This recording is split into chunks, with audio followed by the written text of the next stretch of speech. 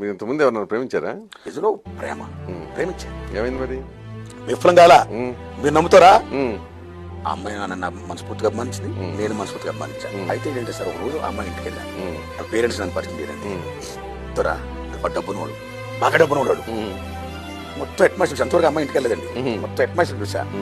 చూస్తే నా జీవన విధానానికి వాళ్ళ జీవన విధానానికి అసలు పొంతం లేదు గురారు, అసలు లేదు.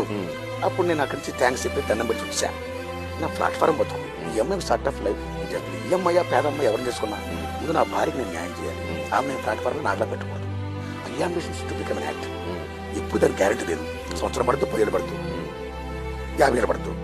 కాబట్టి నేను ఎందుకు ఒక పెళ్లి చేసుకొని మూసిపెట్టి ఈ అమ్మాయి కర్మ జీతాంతం నరకేతను అనిపించుకుంటే వాళ్ళని మూసిపెట్టి వాళ్ళని మూసిపెట్టి ఆ రేట్ నాకు లేదు. నేను ఇలా చెప్తూ అమ్మా మీరు కోపం పడకండి, అప్పాలు తీసుకోవద్దు అని నేను పోస్ట్పోగా మీరు పెళ్లి తీసుకొని యాక్టర్ కోరుకున్నాను.